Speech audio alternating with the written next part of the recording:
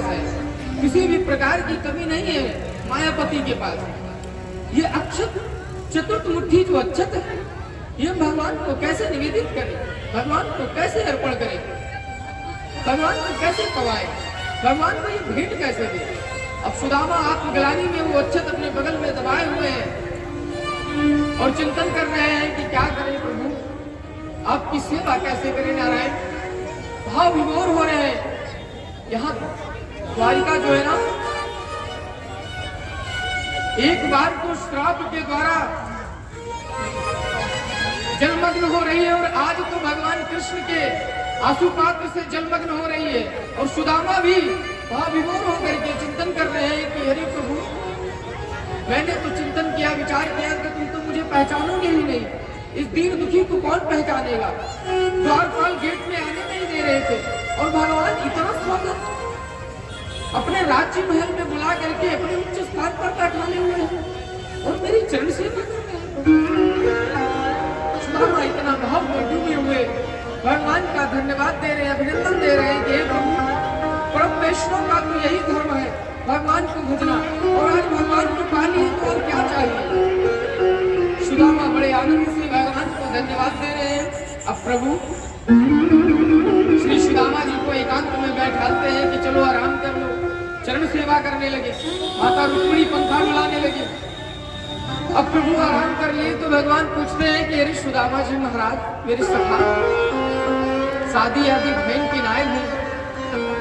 तो सुदामा जी ने कहा, अरे प्रभु ये बात क्यों पूछते हो, शादी तो हो ही गई, कहीं शादी कर ली और हमें पूछे तक ना है। कहे प्रभु क्या बताएं, बस हो गई। तो भगवान ने कहा, अच्छा तुम्हें वो बचपन याद है जब बचपन में हम गौवे चराने जाया करते थे, संविदा लेने जाया करते थे, एक बार घंघोर बारिश हुई, हम लोग जंगल में फंस गए। सुदामा ने कहा,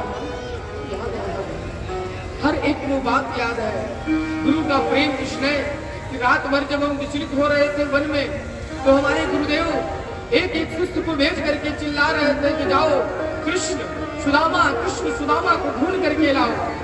गुरुदेव इतना भाव विभोर हो रहे थे और जब देखा कि कुछ नहीं मिला तो गुरुदेव मंत्र द्वारा गृह में की मंत्र बोले कि जंगल में कोई भी सांप बिच्छू कीट मकोड़े जो भी है वो प्रेममय हो गए, किसी को जो है कष्ट न पहुंचाए, ऐसा प्रेम गुरु का। तो फिर कृष्ण बोले कि अच्छा भाभी मैया शादी हो गई तो कुछ तो दिए ही होंगे, ऐसा तो हो ही नहीं सकता भाभी मैया विवाह हो गई हो और आप आए हो तो कुछ दिए ना हो। तो आज सुदामा से कह रहे हैं प्रभु कि बड़ा लंबे समय हो गए और आप आए नहीं। सुदामा कह रहे हैं कि भेजने वाली तो देवी ही है और भगवान कह रहे हैं कुछ दिए हो तो लाओ। सुदामा दबाए बैठे हुए हैं, इच्छा नहीं हो रही है। भगवान को वही दृश्य याद आ गया कि सुदामा बोल रहे थे कि जाड़े में दांत किट हो रहे हैं और तब भी भगवान को जो है लेश मात्र भी कष्ट ना मिले, क्योंकि सुदामा जो है ना त्रिकालदर्शी भी थे, ब्राह्मण देवता है।